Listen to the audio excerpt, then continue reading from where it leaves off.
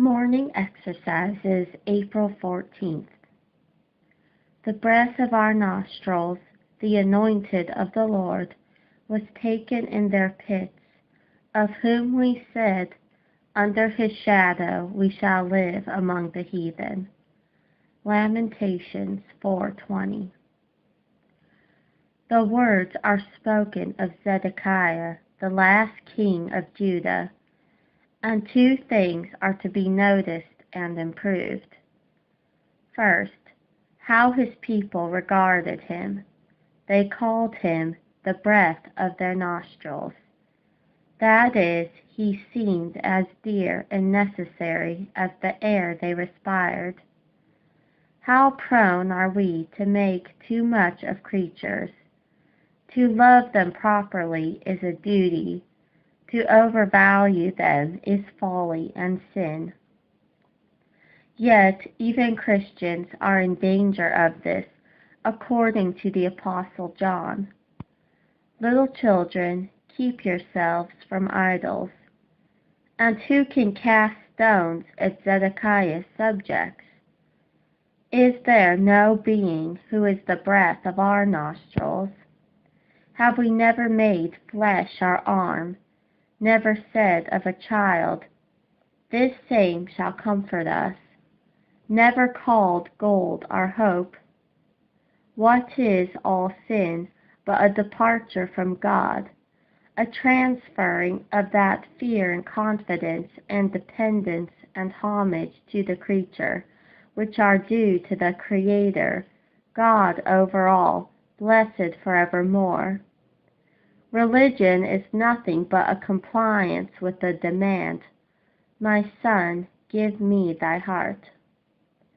Secondly, observe how he disappointed them. They reposed their trust in him and expected that under his empire they should enjoy security and happiness among the surrounding nations. We said of him, under his shadow we shall live among the heathen, but he was taken in their pits, alluding to his unsuccessful effort to escape when Jerusalem was broken up. All the men of war fled and went forth out of the city by night, by the way of the gate between the two walls, which was by the king's garden. But the army of the Chaldeans pursued after the king, and overtook Zedekiah in the plains of Jericho, and all his army were scattered from him. Then they took the king, and carried him up unto the king of Babylon, to Riblah in the land of Hamath, where he gave judgment upon him. Thus painfully were their hopes deceived, and their idol, instead of defending and blessing them, was himself bereaved and blinded and imprisoned for life.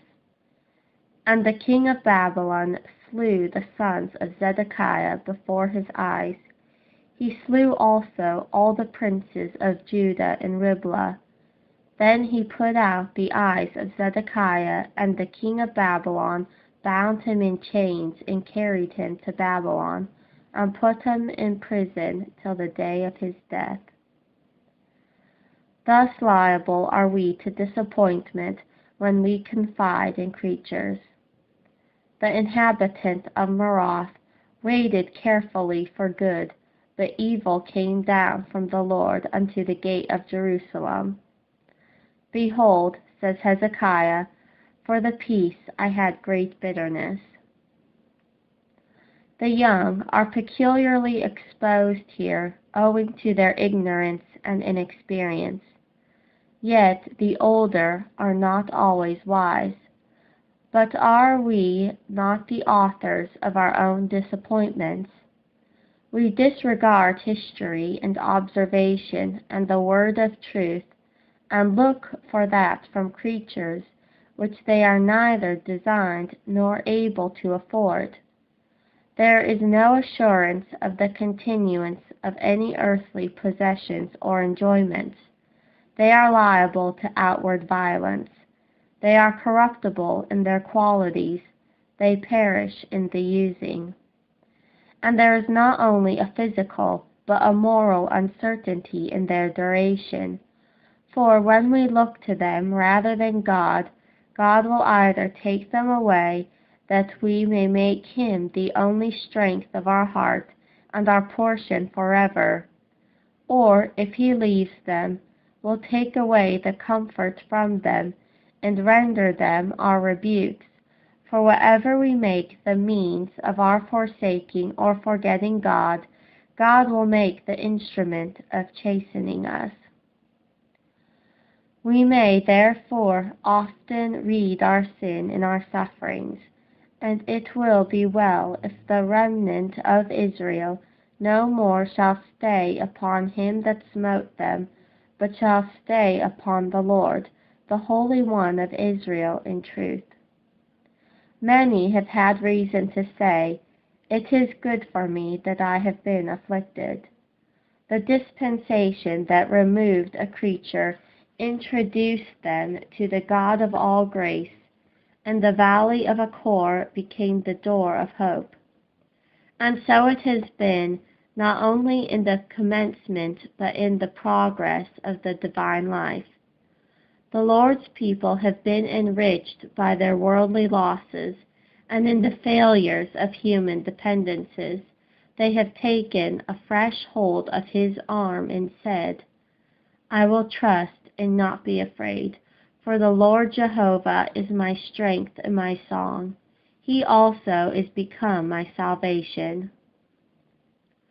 A good man, being observed to be as cheerful in adversity as he had been in prosperity, assigned as the reason, "When I had everything about me, I enjoyed God in all, and now I have nothing, I enjoy all in God."